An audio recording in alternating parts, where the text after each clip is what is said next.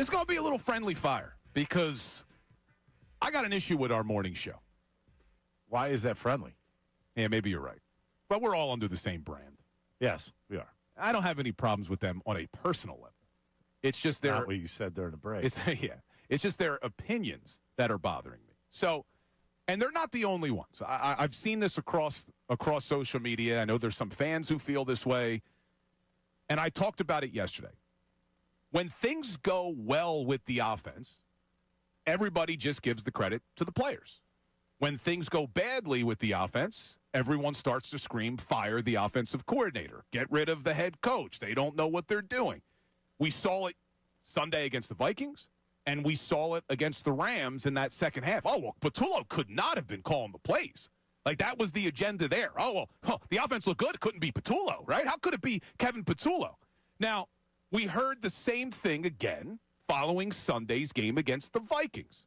Now, I'm going to play a piece of audio for you of our own Andrew Salciunas that was put on 97.5 The Fanatic's Instagram page from this morning. Listen to Salciunas. I love that Jalen and Nick and a lot of people are going out of their way to compliment Kevin Patullo for the job he did against the Minnesota Vikings. I give all the credit to the players first. Patullo had some good moments, but I'm still not ready to say, yeah, he's the reason why they beat the Vikings. He's the reason why they're 5-2. He's still learning on the job, and it hasn't been good enough yet. So credit to the players before the OC.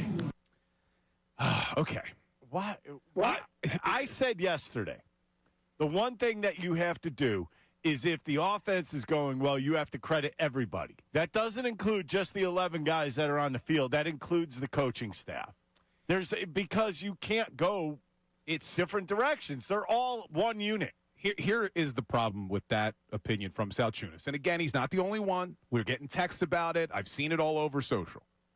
It is such a superficial, simplistic view of the way an NFL offense works that you legitimately think that these guys could come out like it's Sunday afternoon football on the front lawn, drawing plays on their shirts. Like, yo, Jalen, here's what we're going to do, man. I'm going to do this, and then you hit me. Give me the pump fake, and then he's going to bite, and then I'm going to go. What the hell are you talking about? Wait a minute. This is an NFL offense.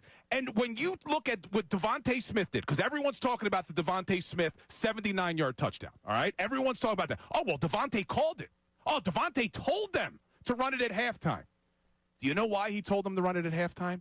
Because the damn play was installed during the week, and he was told what look to look for, what the safeties were doing, what the corners were doing, how they were approaching that exact formation to see whether it was there. And if you're not going to take my word for it, listen to Kevin Patullo explain that play about 2 hours ago. So that play was put in on Wednesday, put the plan together. It was a play off of a play. Process started Wednesday with the installation. We walk through it. We go through it in practice. And then as you get closer to the game, we kind of identify which plays we like going in. And there's some setup plays that lead to a play like that. And so when you go through that process, the guys know it's on their radar.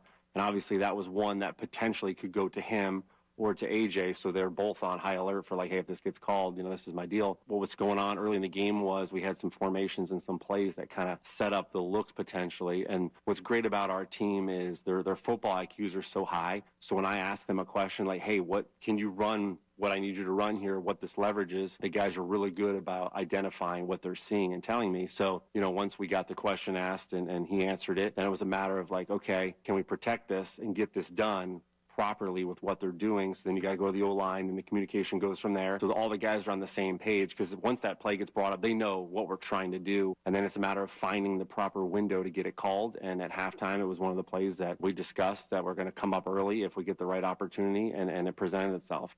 Wait a second. Mr. DeCecco. I heard a we in there, too. I thought that play was designed in the dirt, in the huddle, with Jalen Hurts and Devontae. The coaches had something to do with the play design? Yeah, it's the most nonsensical sentiment that I've heard out there coming out of that game. And these type of things happen across the NFL every single week. And Kevin Patullo, even the week before that, talked about in the offensive meeting being able to strike that balance where you're ensuring that players are getting or being listened to and implementing some of their suggestions. They do have a contingent of high IQ players on that offense who bring ideas, but there's so many different factors that go into a given play that to suggest that it was the players drawing things up on the sideline or in the dirt like the little giants is really, as you said it best, a very simplistic view of how an NFL offense really works. Bill, you played college football, right? Did you ever draw, plays up on the ground? No. I didn't. No, now listen, look, I played Division III, nowhere near what these guys Still played. college football. However, there were plays, and I played tight end. There were plays where we would design things, and then you would be running a running play, and the offensive coordinator would talk to you about, all right, what are they doing defensively against that play? Is there something there for you off of it where you would then run a play action and I would know, yeah, I can run a post route because the safety crashes down every time we bring an extra tight end on the field. Like, there's things like that. That's not me drawing up the play on the sideline or me going to the coordinator and calling plays at halftime. It's me explaining to them, yo, coach, that play we put in this week, yeah, they're doing exactly what we were hoping they do. When you run that formation, this is how they're approaching it. That post route's going to be there, Coach. That's what it is. It's the constant communication that happens over the course of a game. And you have to credit Kevin Patullo for entrusting what Devontae was seeing out there, Devontae for making sure everybody was on board on that, and then for Kevin Patullo knowing when exactly to dial that up. So it was I go back to this all the time. It's a collective effort for why the offense was able to do some of the things they were able to. To me, I just think it's working as one. Instead of everybody working as individuals, you have everybody working as one, which includes Kevin Patullo and everybody else that runs that offense. I think that's a perfect thing that Devontae Smith did. They knew they wanted to run that play at some point during the game. When was a good time? They ran a play off of it, which looked exactly the same when they lined up. And what did Devontae do? Devontae studied the defense. Yep. Good move on his part. It's good coaching. It's good execution. Across the board, you should give kudos to everybody. Now, make no mistake, as I'm defending Patullo here, does he need to be better than what we saw over the first 7 weeks of the season? Yes. I think there are certain play designs and play calls that I would like to see improve as this season goes on. But to sit here and only ridicule when the offense looks bad and give zero credit to the coordinator when the offense looks good, to me, is having an agenda. It's trying to be right. Well, I said at the beginning of the season that Kevin Patullo was going to be a problem, and I'm going to stick with it. It's the same arguments I had with people leading in the last year on why Sirianni deserved to come back. And what did we constantly hear? They don't say it as much anymore. What does he do? He doesn't do anything. He doesn't call offensive plays. He doesn't call defensive plays. Well, we have seen what Nick Sirianni does. He has these guys pretty much ready to play every single week, and he's handled adversity now. You go back to last year when Brandon Graham, he's back now, when he said what he said about A.J. and Jalen Hurts' relationship, that could have sunk a lot of teams. It didn't. Why? Because something Sirianni is really good at is keeping this team together. So far this season, there was a lot of chatter. What did A.J. mean by this tweet? There's a new Instagram post from A.J. Brown saying they use me, but they don't use me. God knows what he's talking about. But I have confidence that Sirianni and this coaching staff and this culture are able to maintain this team and keep them together regardless of what's going on, because you saw it last year and they win a damn Super Bowl. So I just think we have to stop with the agenda of fire Kevin Patullo. Offense looked great. Jalen Hurts had one of his best passing performances of his career. And we're going to say, well, that was all Jalen, A.J., and Devontae drawing up plays in the dirt. Like, well, whatever Patullo didn't do, keep doing it then.